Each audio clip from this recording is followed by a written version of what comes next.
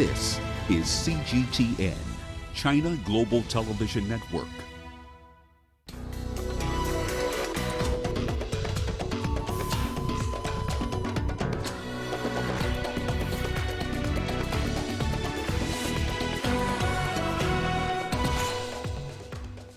China's lawmakers wrap up their annual political gathering in Beijing. African countries continue to find innovative ways to curb the coronavirus pandemic amid a surge in community infections. And we look at how an Ethiopian peacekeeper is inspiring women to take up all kinds of opportunities. Hello and a warm welcome to Africa Live on CGTN. I'm Lindy Mtongana in Nairobi. And with me is Raman Young with a preview of your business news.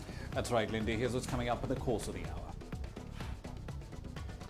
Nigeria recorded modest growth in the first quarter of the year, but what lies ahead for Africa's biggest economy in 2020? And Africa does remain an attractive investment destination despite the coronavirus pandemic. We'll explore why and, of course, bring you plenty more details on the other stories in the course of the hour. For now, let's start with the latest in current affairs with Lindy. Thanks, Rama.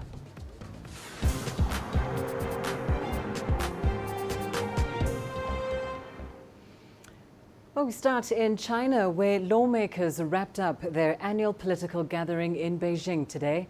The National People's Congress voted to move ahead with national security legislation for the Hong Kong Special Administrative Region. Delegates at the two sessions also unveiled China's economic plan and an overhaul of the country's civil laws. Our reporter Wu Guxiu, who has been closely watching the gathering, brings us the highlights. With 2,800 voting yes, 1 veto, and 6 abstentions in the NPC closing session, China's legislature adopted the decision to establish and improve the law enforcement mechanism in Hong Kong. The decision to safeguard national security comes after the week-long deliberations and amendments, and amid violent protests that have been rocking Hong Kong since last year. One country, two systems is China's basic state policy. The central government has all along fully and faithfully implemented the one country, two systems, under which the people govern Hong Kong with high degree of autonomy, acted in strict accordance with the constitution and basic law, and support the chief executive and the government according to law. The decision adopted at NPC session is designed for study and implementation of the one country, two systems, and Hong Kong's long-term prosperity and stability. The NPC also approved the government work report, but for the first time ever, without setting a regular economic growth target for the year due to uncertainty brought by the pandemic. Premier Li says China will remain a positive force driving the global economy, and that the country has breathing room for further policies to adjust when necessary.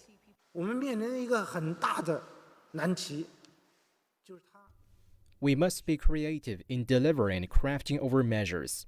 As I said before, the measures are designed to provide vital relief to business and revitalize the market with particular focus in keeping jobs and protecting people's life. Instead of undertaking infrastructure projects, this is because big changes have been taking place in China's economic structure, where consumption is now the primary engine driving growth. The post-pandemic gathering shortened its duration through tighter arrangements and scheduling. Over the last week, lawmakers intensively reviewed and approved China's yearly plan and various legislative decisions, sending a strong signal that China's back on track after struggling with the pandemic. The NPC will prioritize public health legislation this year, placing importance on the dual effort of stabilizing the economy and strengthening regular pandemic control. The Premier says China will continue to cooperate with the world in these two aspects by avoiding the Cold War mentality and seeking diplomacy to handle any disagreements.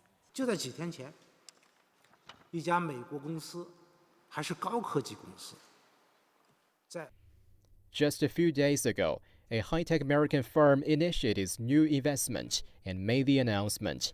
I shouldn't make any commercial publicity for any company, but deep down, I highly appreciate the move and send my message of congratulations to that occasion. I believe that example shows that business communities of the two countries need each other, and our business cooperation can be of mutual benefits. Among the other documents reviewed and approved by China's lawmakers included the country's first ever civil code, as well as the work report of the Supreme People's Court and the country's top prosecutor. All these efforts are aimed at improving the lives of the Chinese people and China's relations with the world. Wu Guoxiu, CGTN, Beijing. Hong Kong's chief executive welcomed the NPC's decision on the new national security law. Carrie Lam says she will work with the standing committee to enact the legislation as soon as possible. She also signed a petition supporting the law, something China's state-run news agency Xinhua reports nearly 2 million local residents also signed over the past few days. The law's backers say it will be good for the region's long-term stability. I think the enactment of this national security law will allow us to achieve a more stable and long-term one country, two systems environment, a more secure business environment, and a more secure life for residents. I hope the adoption of the national security law will make Hong Kong more stable, and many residents are very supportive. We are expressing public opinion through this action. I think it's very necessary. This is for the future of Hong Kong. Let's take a look at China-Africa ties now. The Commissioner for Agriculture and Rural Development of the Rwandan Patriotic Front, Francine Tumushime, has commended China for successfully reducing poverty in the country. Tumushime attended a seminar about poverty reduction in China in 2019. She's now urging African countries to learn from China and implement similar strategies to boost the continent's economic growth. The accomplishment of China in terms of poverty reduction is really very impressive. China is now successfully feeding a population of more than 1.4 billion in order to meet the Sustainable Development Goal number 1 of ending poverty in all its form everywhere by 2030.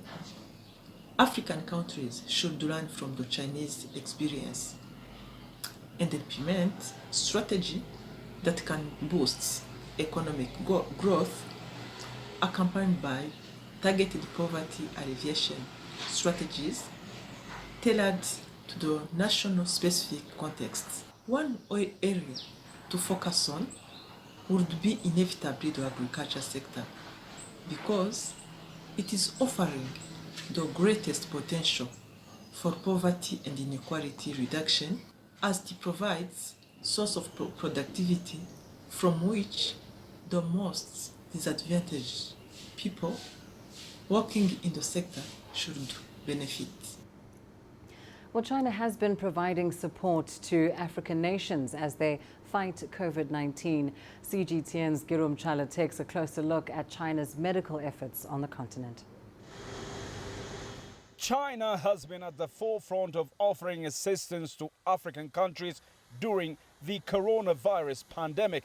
Beijing dispatched medical teams including to Ethiopia, Burkina Faso, Algeria, Zimbabwe and the DRC. Now that the virus is spreading like a wildfire across different parts of the world, including in Africa, China in turn is demonstrating its solidarity with Africa. The support mobilized by the Chinese government and the private sector, including the Jack Ma Foundation, to assist the COVID-19 response efforts in Africa is very much appreciated. China's willingness to share its successful experience by deploying medical teams is also commendable. The specialists were from different fields including infectious disease, intensive care, traditional Chinese medicine and public health. Many were on the front lines fighting the coronavirus back in China. On top of their anti-epidemic experience, the medical teams brought with them much-needed medical supplies, including ventilators, personal protective equipment and reagent testing kits. Through these donations, we really managed to cover some of the gaps we have in Africa, especially in the area of testing and having testing kits and medical commodities that's needed in Africa, because all of us, we know that it's not being manufactured here. We have very low local manufacturing for these products.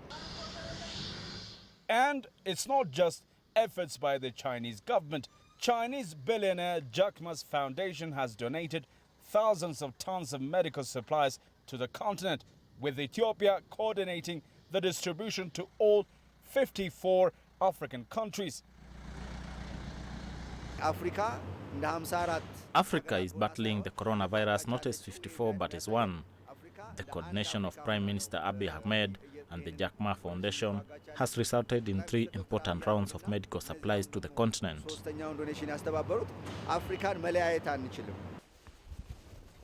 The World Health Organization estimated that Africa has a deficit of around 1.8 million health workers.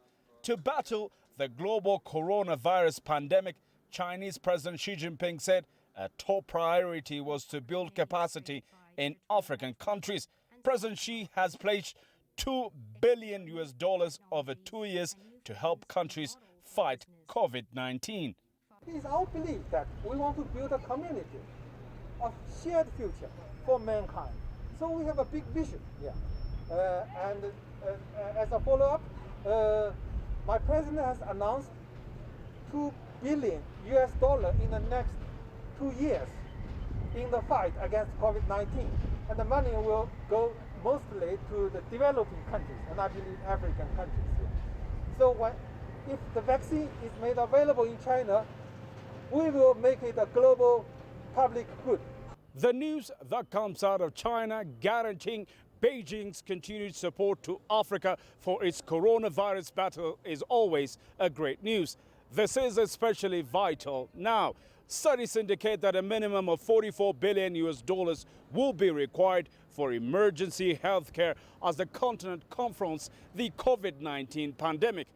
Grumjara CGTN, Addis Ababa, Ethiopia.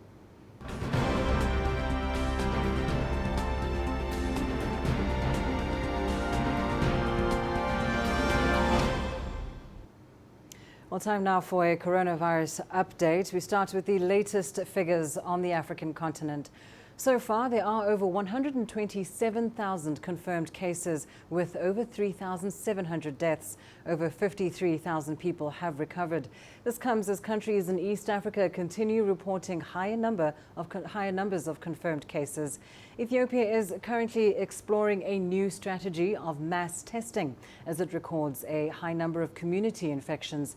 The country is also about to complete construction of a field hospital on the outskirts of Addis Ababa. Kenya has also seen a marked rise in confirmed cases. The East African nation recorded its highest tally so far on Thursday with 147 new confirmations. It brings Kenya's total number of coronavirus cases to 1,471. In Sudan, health authorities say 3 former senior members of former President Omar al-Bashir's administration who are currently in jail have tested positive for COVID-19. The 3 are under quarantine in public hospitals within Khartoum. Well, countries around the world are working hard to find an effective treatment for COVID-19. In Kenya, the government has continued to deny reports of vaccine trials taking place in the country. Raphael Tuju, Kenya's Cabinet Secretary without portfolio and the Secretary General of the ruling Jubilee Party, has been speaking about Kenya's experience in participating in development treatments for HIV/AIDS and malaria. I mean, for many years, I think for the last 20, 30 years, probably 30 years, there's been collaboration between the UK, University of Oxford Medical Research Centre, with our own University of Nairobi in terms of research. And this has been research in various health issues, including HIV/AIDS. So there was even trials of an anti-AIDS vaccine, which was done many years. What the president said and what is the official position is that we cannot have any tests done, any human trials done without the necessary scientific protocols that are international and are WHO peer approved, so that then the Kenyans do not become victims of becoming like guinea pigs for certain countries to come and test their vaccines here. But if the right protocol is followed, and you know, all the scientific safeguards are put in place, then Kenya will always be ready to collaborate. For example, we are collaborating with the vaccine on malaria. So that means to protect the vaccine, the trial have to safe first. Yes. It has to be safe, yes, and it has to follow the scientific protocols that are acceptable, international scientific protocols that are acceptable in China, in Europe, in America. It has to be the same protocols. Meanwhile, Tanzanians can now evaluate whether they have COVID-19 symptoms with a home screening tool. The AI-based app called Corona Check can be downloaded for free. CGTN's Daniel Kijo has more. One of Tanzania's biggest health providers is turning to technology to help in the fight against the coronavirus. Aga Khan Hospital has developed Corona Check, an AI app designed to help Tanzanians self-diagnose. The app has been developed by the Digital Resource Center of the Aga Khan Development Network as an effort to support the government's effort to reduce the spread of the disease. Through artificial intelligence, which is a technology that you use, it can actually respond to your queries, questions, and you get to understand whether you're symptomatic or not. According to Aga Khan Hospital, 19% of users required immediate testing and medical assistance. The system works like a digital questionnaire. Users answer questions, and it works out if you might have the virus based on the data input. But it faces challenges, as it has no way of giving a diagnosis for asymptomatic users, because all the inputs would indicate a negative answer. Developers say the Corona Check app can lead to a decrease in the number of visits to health facilities. This can ensure that critical resources such as testing kits and health workers' time are allocated and directed to those most in need. Since the pandemic hit Tanzania about 2 months ago, the government has closed schools, asked citizens to sanitize, wear masks, and avoid large crowds. Despite the numbers of cases going down, President Magufuli says the crisis is far from over. We must be clear that corona is still here. All Tanzanians must continue taking precautionary measures. Cases have gone down, yes, but still we must be careful. The Corona Check app also seeks to tackle myths and misconceptions by featuring educational videos to combat the increasing amount of unverified information circulating on social media platforms. Unlike contact tracing apps available in other countries, this app does not require personal data, hence removing most privacy issues. The team says the response has been positive so far. This is a significant impression that the impact is actually very good and it's going to be very helpful. It's not clear how many Tanzanians will download and use the app for COVID-19 information. But with the outbreak possibly lasting for months, officials at Aga Khan say having the more tools to combat this global challenge, the better. Daniel Kijo, CGTN, Dar es Salaam. Now, the World Food Programme in Ethiopia has established a humanitarian aid supply hub in Addis Ababa. The hub is being hosted within Bole International Airport. Here's Daniela Pearson with more. Ethiopia's Bole International Airport has been a key support infrastructure in the distribution of medical supplies across Africa. The World Food Programme has now chosen it to host its humanitarian supply hub for the continent. From here, medical and food supplies that are badly needed in the fight against COVID-19 will be distributed. Let me be very clear. The World Food Programme, we're committed to doing what we need to do to address not just the COVID pandemic, but also the hunger pandemic. Because if we don't handle the COVID pandemic right, we will have absolute famines of biblical proportions around the world. The distribution of 260 tons of medical supplies that were donated by Chinese billionaire Jack Ma was coordinated from here. This informed WFP's decision to host its hub in the Ethiopia Airlines cargo and logistics services.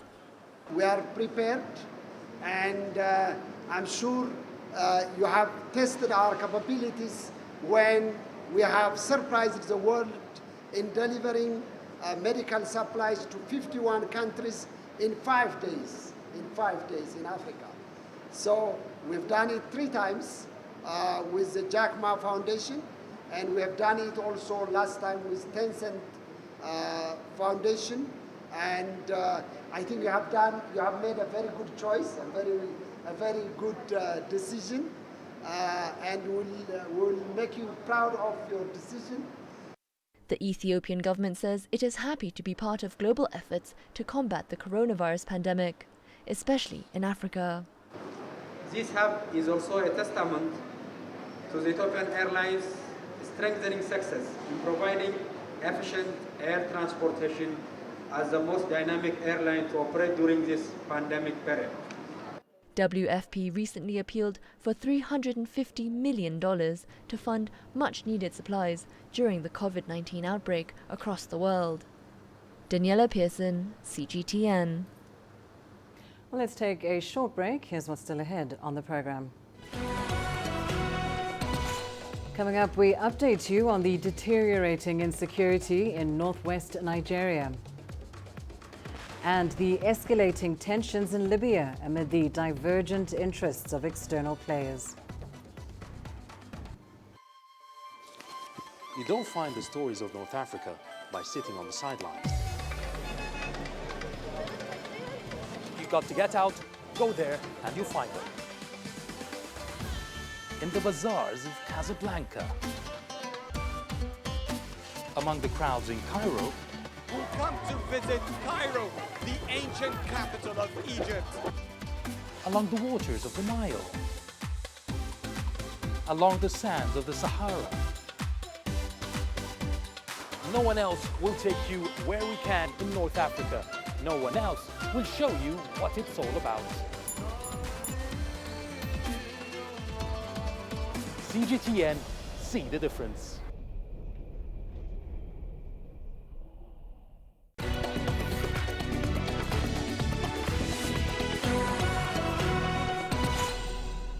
Welcome back. We start in Nigeria now, where gunmen have killed at least 60 people in the country's northwest. This according to local media reports. They raided 5 villages in the northwestern state of Sokoto. The assault took place on Wednesday. Police and security forces have yet to release a statement on the attack or confirm casualty figures.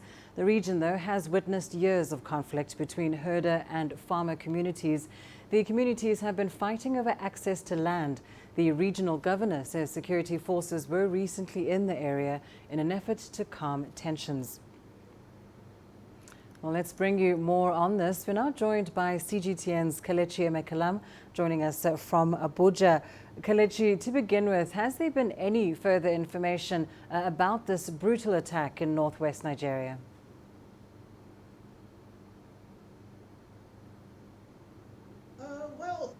The death toll was initially put at 60, but locals and eyewitnesses said about 74 bodies were recovered, and all of them had bullet wounds.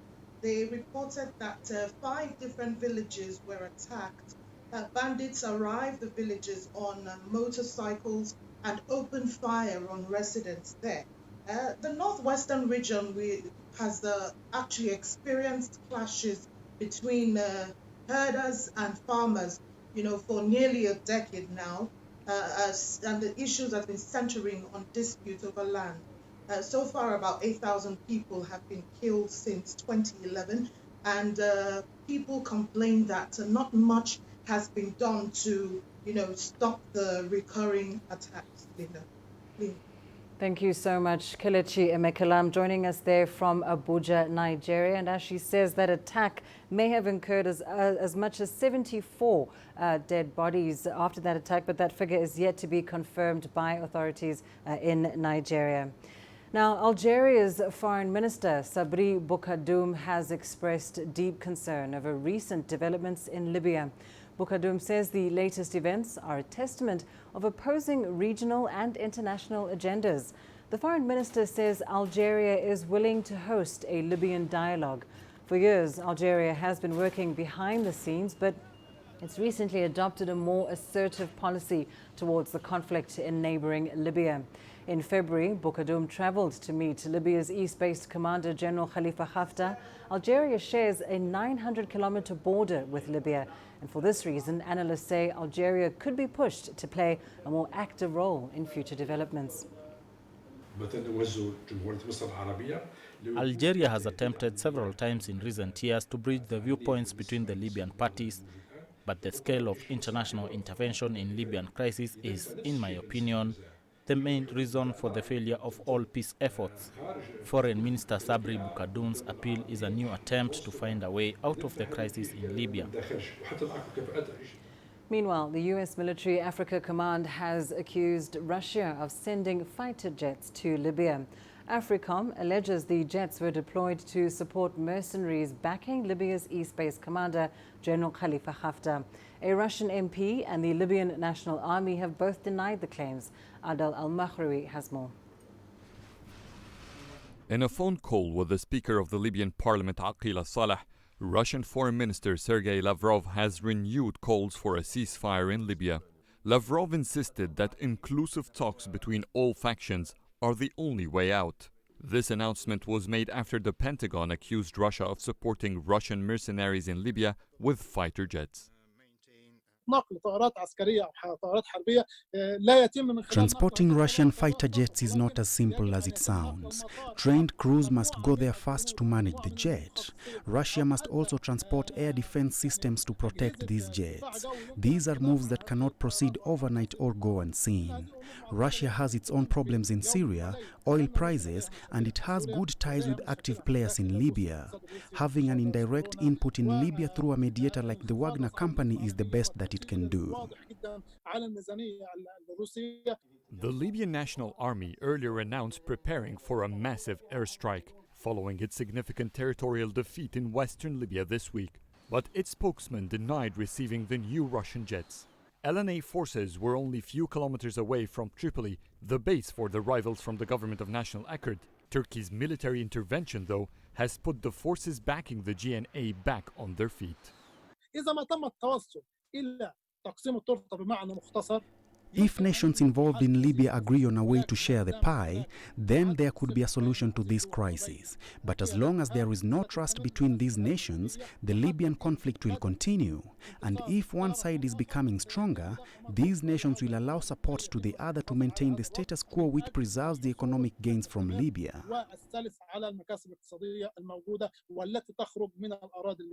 On Wednesday, French Foreign Minister Jean-Yves Le Drian has warned about the worrying situation in Libya. He said the Syria scenario was being replicated in the North African nation.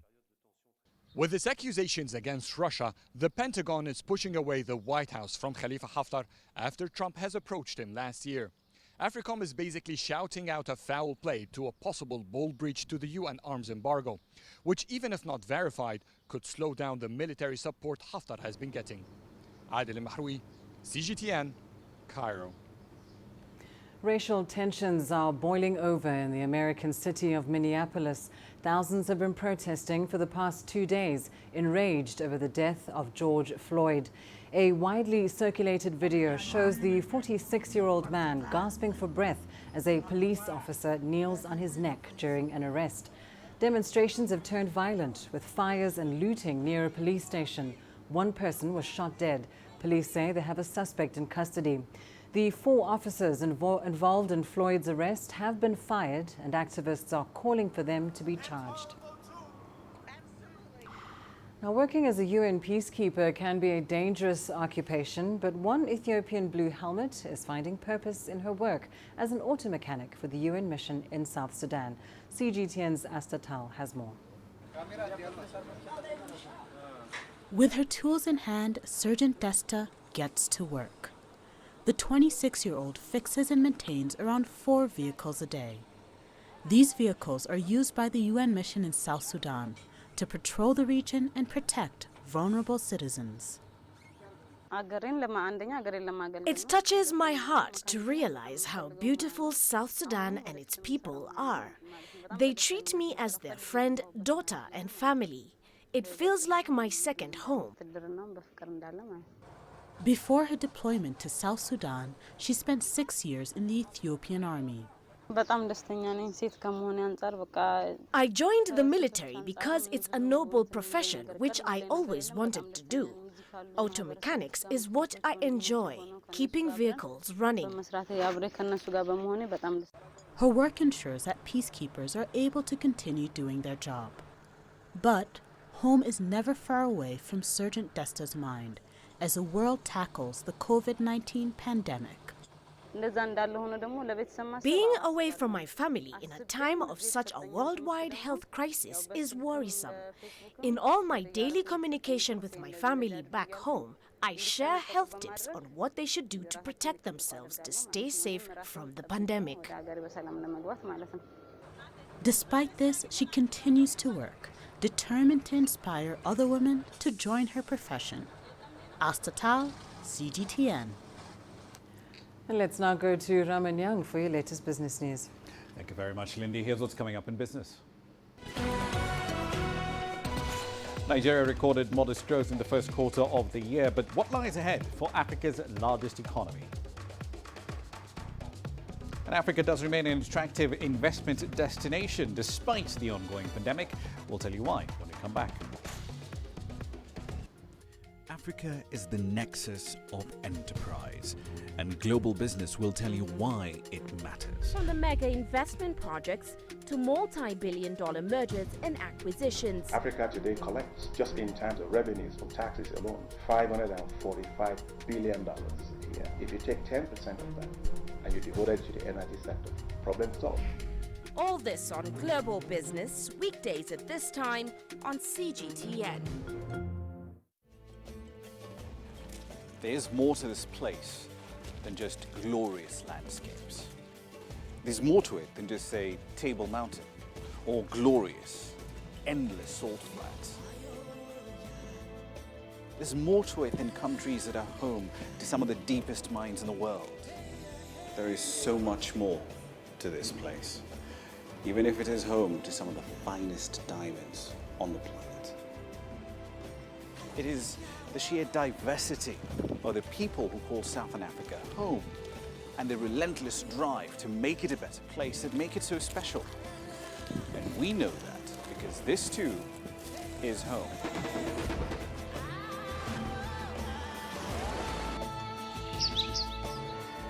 No one knows Southern Africa like we do.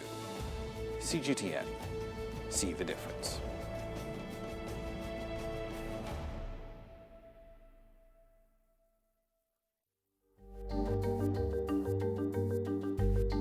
Africa Live. Find your voice.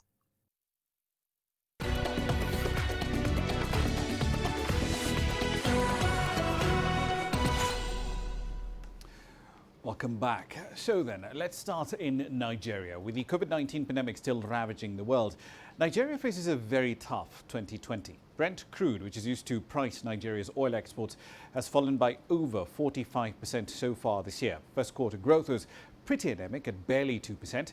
A full-year contraction of 3.4%, in fact, is forecast for the continent's largest oil producer.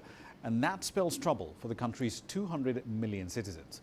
Here's CGTN's Deja Badmus exploring the human stories behind these grim numbers. Nigeria's coronavirus lockdown ended 5 weeks ago, with authorities allowing businesses to partially reopen. But business has been anything but encouraging, especially for traders that earn daily wages like this woman. Since this outbreak of COVID-19, things have been difficult. Sales have seriously dropped. There is no money. People are extremely careful with spending the little they have. Even to feed ourselves is becoming more difficult these days. We beg the government to come to our assistance. The Nigerian economy was already struggling even before the pandemic hit, and the collapse in oil prices has also worsened matters. It was no surprise when the country Statistics Bureau announced that the economy only grew by 1.87% in the first quarter of the year, against the 2.55% recorded in the last quarter of the previous year. This is really the calm before the storm, and the storm will come in the next GDP report. Although there are some signs of what is to come. When you disaggregate the figures, you will see where the signals are.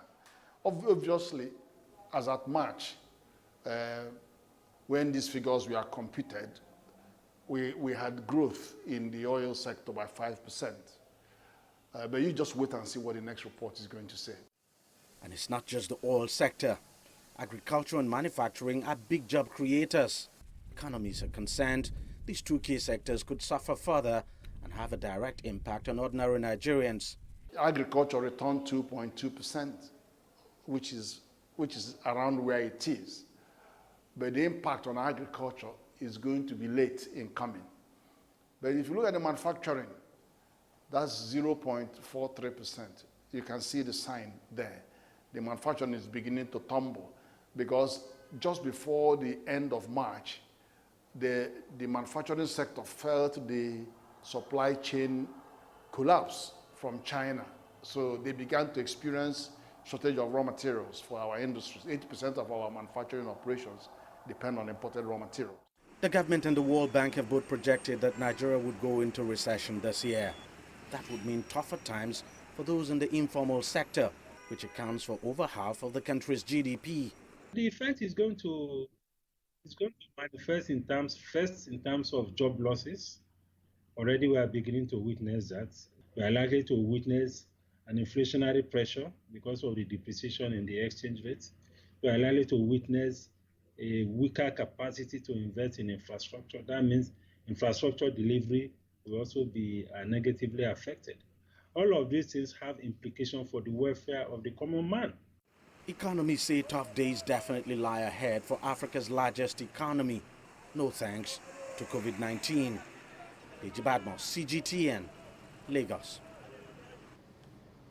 Now, its numerous challenges notwithstanding, many African economies still harbour good investment opportunities.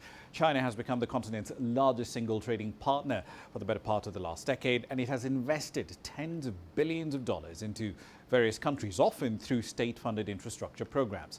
CGTN's Sumitra Naidu filed this update. Infrastructure remains one of the biggest challenges facing countries in Africa. Limited power supply has become a barrier to economic growth and poverty reduction on the continent. I think for Africa to achieve its Agenda 2063, it requires more energy. And energy needs to be planned not just for now. All African countries need to plan energy for the next 10 to 50 years, ensure that it goes with economic growth as well as population. According to global data, there's 242 power projects in development across Africa. These projects have a total investment value of over $313 billion.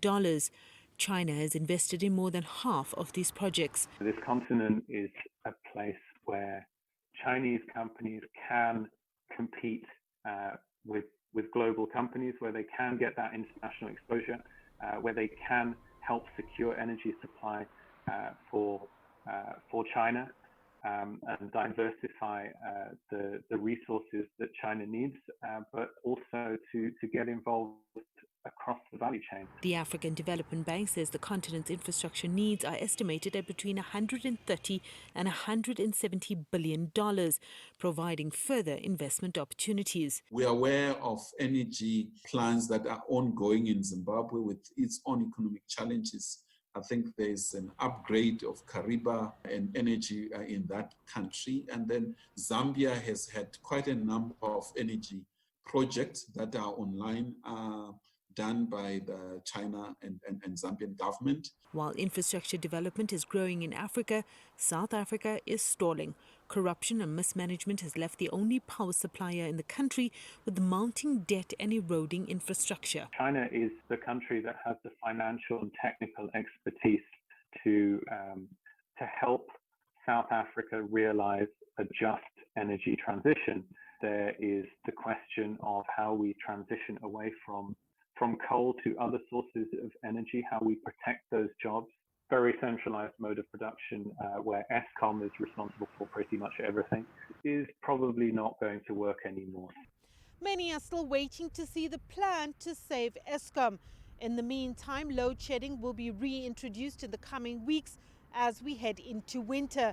For those businesses that are reopening since the lockdown, it's another expense that they cannot afford.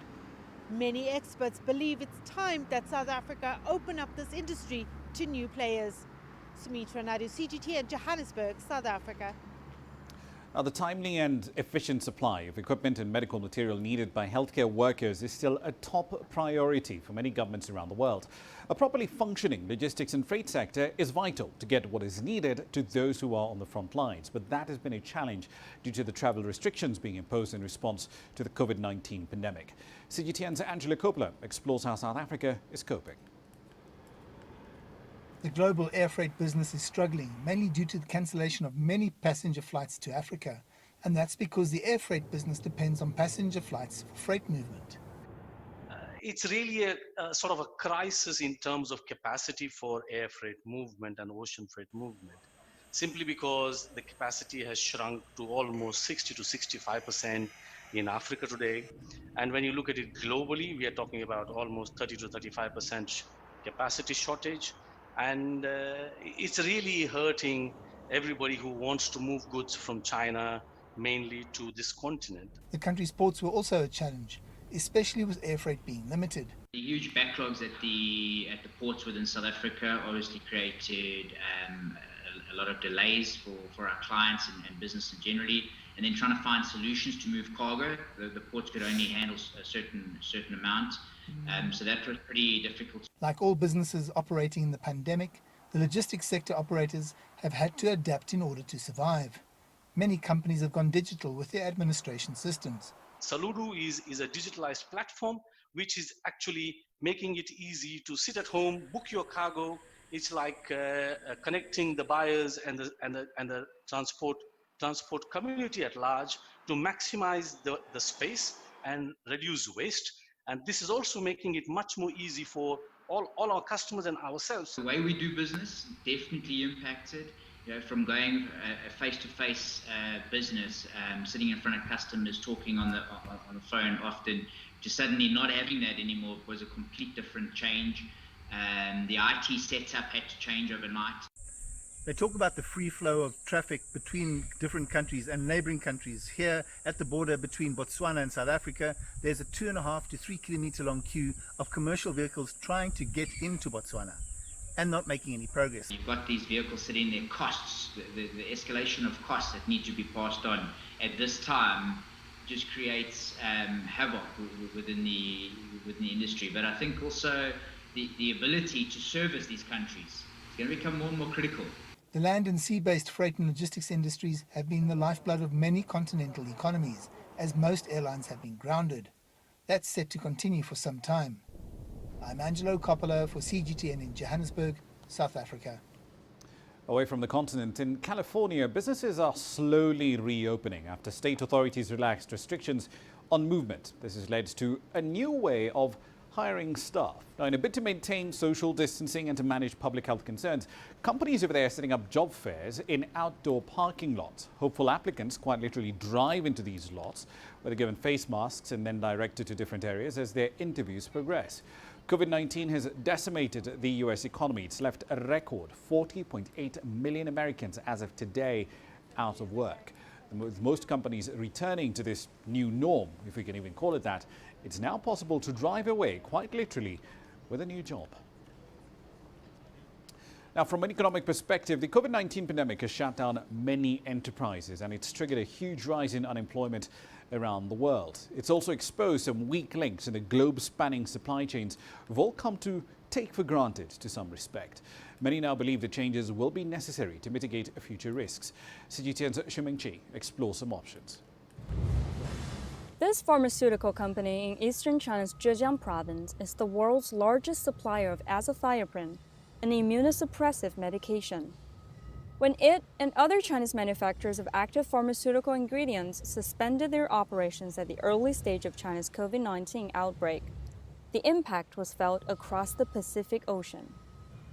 FDA is keenly aware that the outbreak will likely affect the medical product supply chain, including potential disruptions to supply or shortages of critical medical products in the U.S. The disruptions brought about by COVID-19 have made many of us realize just how intertwined the world's economy is.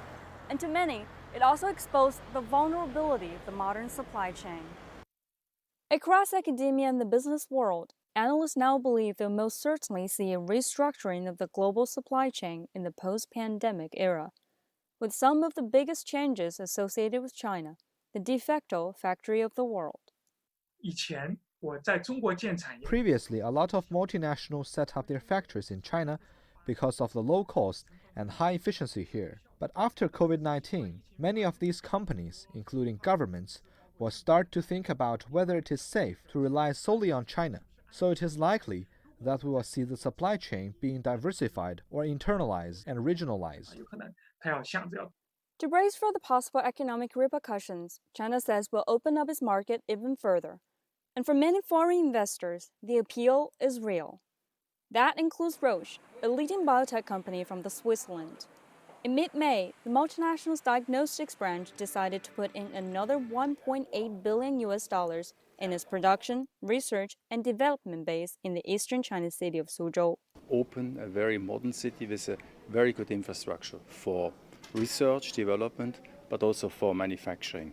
And this is also paired together with a very good education system and access to high talents. And that makes us confident also for the future to consider future investment here in Suzhou. If you look at the situation in China, the powerful and effective municipal administration, the business-friendly policy adopted by the central and local government, and particularly the very comprehensive supply chain, what we're thinking is how to further intensify our investment in China rather than considering to move this out. With many countries still fighting to contain COVID-19, experts say the full impact of the pandemic on the global supply chain will take some time to be understood. Shi Mengqi, CGTN, Shanghai. I'll leave it there for the time being. Later on at the top of the hour, we'll be looking at the case of the former chair of the board of South African Airways. Dudu Myeni has been declared a delinquent director and she's been barred for life from serving as a director of any other company in South Africa. How did we get here? We'll explore that and plenty more live from Johannesburg at 1800 GMT. See you then. For now, back to Lindy. Thanks, Rama. Well, let's take a short break. Your sports news coming up next. South African gymnast Caitlin Rooskrantz keeps her spirits high despite the postponement of the Olympic Games. The greatest journeys, the greatest sights, the greatest adventures. Here in Kanata, this weir allows the locals to walk on water. We're far more than just TV news. We're your passport to the wonders of Africa. To bring you stories of struggle, survival and hope.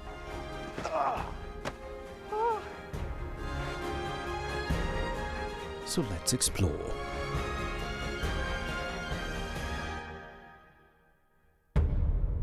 CGTN. See the difference.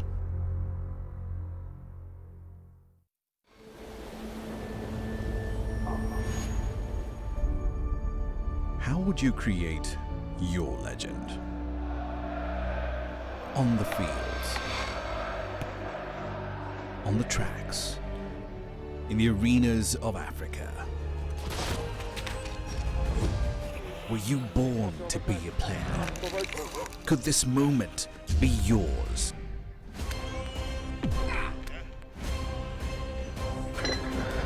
Sports Scene. Find your game.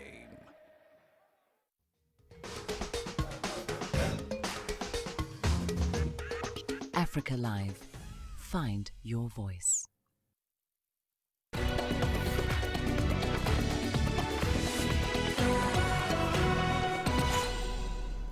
In your sports news, Olympic athletes from around the world have put their dreams on hold for the time being after the Tokyo 2020 Games were postponed to next year. CGTN's Julie Shire caught up with Caitlin Rooskrantz, the first South African gymnast to qualify for the Games in over a decade. She filed this report.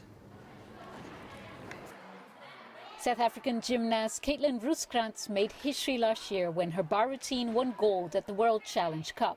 She had her heart set on an Olympic debut this year, but sadly, it was not meant to be. 2020 Tokyo Olympics was where I wanted to be, and then you qualify for it and you work, you kind of plan your whole life around it, shift everything. I moved my studies a year later and all to, try and benefit me doing well at this Olympics, and then it gets postponed, so it was a big shock to me. Caitlin has kept her spirits up by training at home, but she's worried the Johannesburg Gymnastics Club won't survive the lockdown.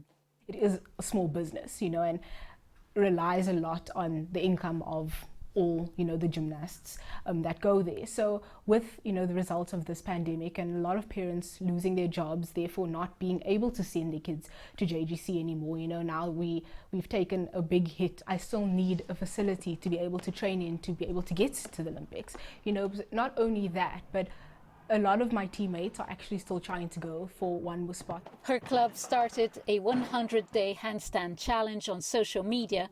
All it takes is some bravery and a few clicks to donate on the club's Back a Buddy page. It doesn't have to be an amazing handstand. We've had a few parents doing it. You can do it up against a wall. So any place where, you're able to kind of do a handstand, you take a picture of yourself or a video, you upload it on social media, and then you kind of tag other people to do it. Hashtag keep us standing, and then tag a company or someone which you would like to sponsor your handstand.